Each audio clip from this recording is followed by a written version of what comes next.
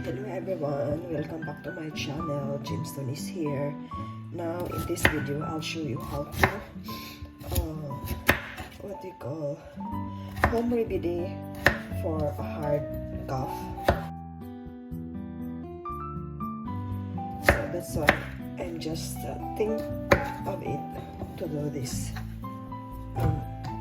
in old ways. Here is I have to poke this medium size ginger,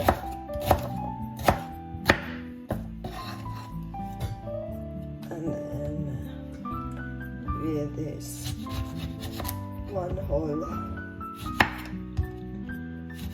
lemon, so just to slice it.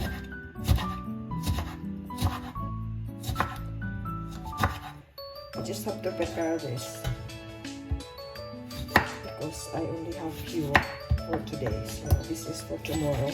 I let it cool down outside the trays, and then I mix it with the lemon eucalyptus. It's like a snowbird in the Philippines, so I think this helps.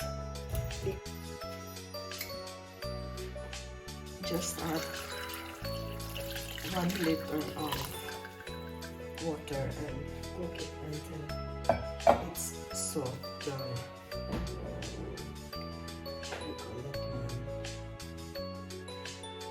Cook it for about 5 minutes and cool it down. So it's so simple. Maybe this helps, but for me it helps.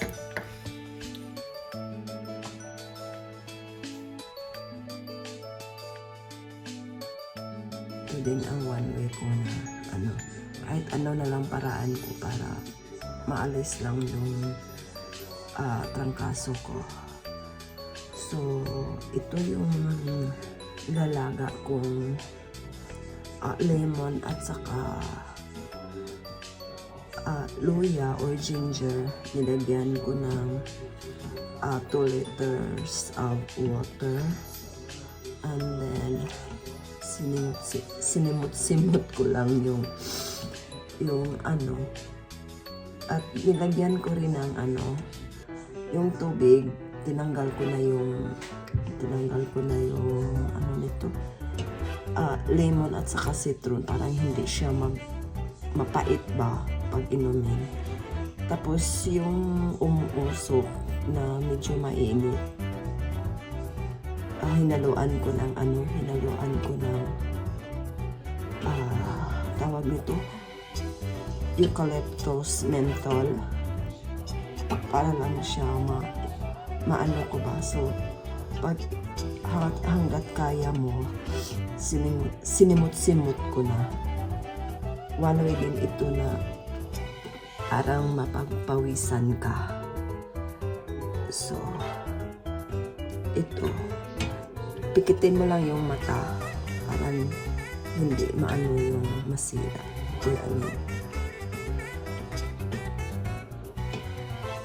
Home remedy lang din ito. Yung sabi ng mama ko, wala naman ding mawawala sa akin pag paniwalaan ko yung mga overthrow. Kasi malayo ako sa kanila. Sarili ko lang ang inaasahan ko. So, ito, parang medyo uminit na. Hanggat makaya ko pa, sisimutin ko pa rin yung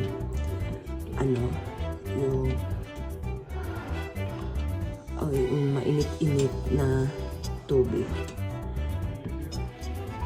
So, galing ng nilaga hanggat mabango siya kasi yung eucalyptus menthol.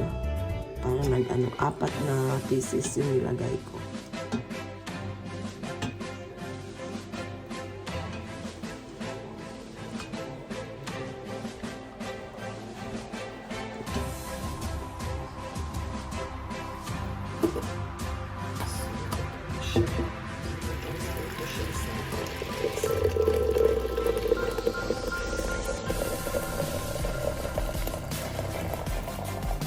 Lagyan ko lang siya sa hindi ko siya nalabas.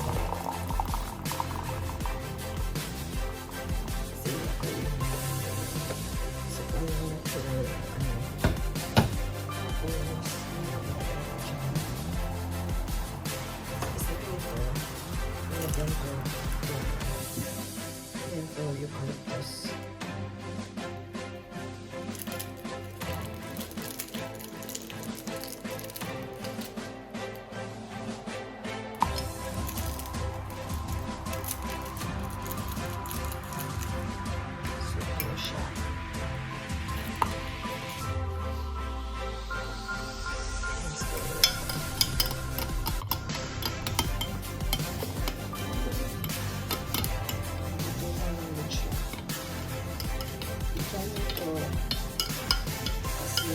Super sarap.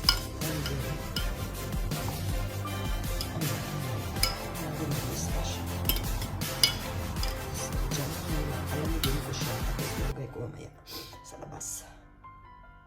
If no one of my subscriber try this tuog rice, and then a little amount of water. So this is helpful. So later I'll show you how. And then a little bit salt. Gamitin ko yung ito yung Himalayan salt because this is healthy. The pink one.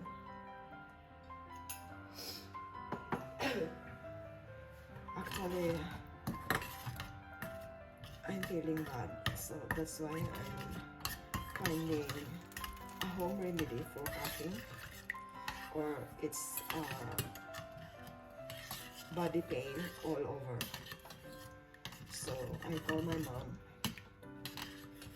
to test this one, but I knew it before when I was a child.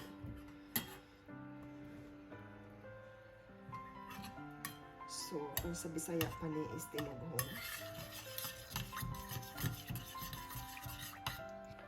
Ito siya, malapot na yung ano ko. So ilagay ko lang siya sa bowl. Sobrang sama talagang pakiramdam ko. So yan. So let's do it together. Para din mayroon akong i-share kung sakali nakatry tayo nito, and then just comment down below if you have tried it. Tara, subukan nating magtuog.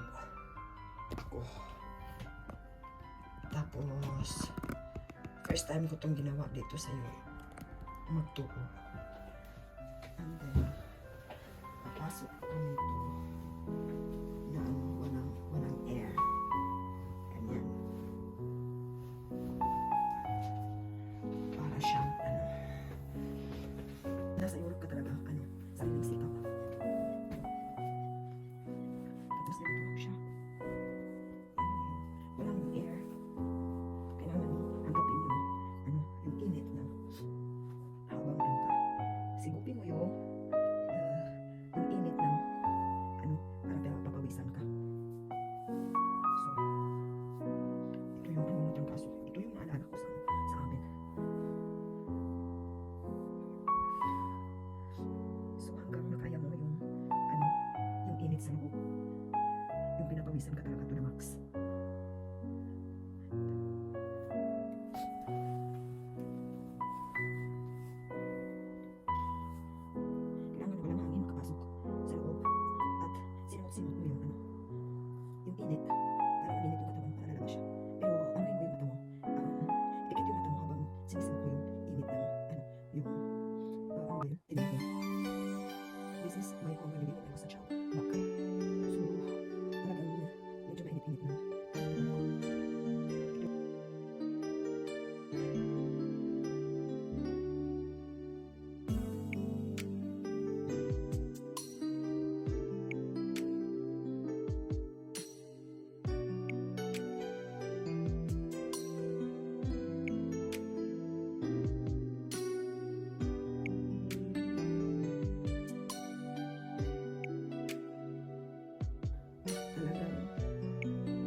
Sarili mo lang ang inaasahan. For more info pala, itong tuog is 3 beses ko ginagawa panggabi. 3 nights para effective siya.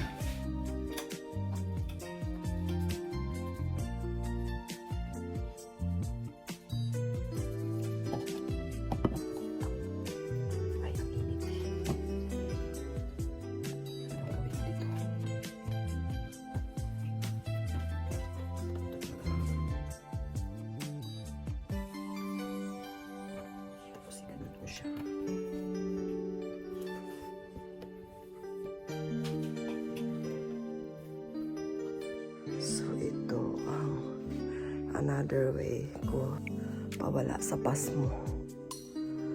Gawin ko na lang ang lahat para overthrow kasi wala namang mawawala kung ano.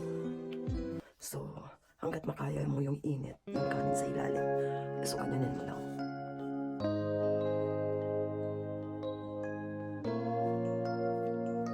Pag malayo ka nga naman sa pamilya, so walang mawawala sa paniniwala.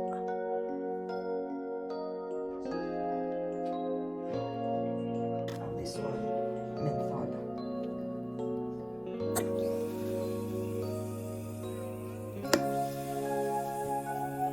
Then I put this outside.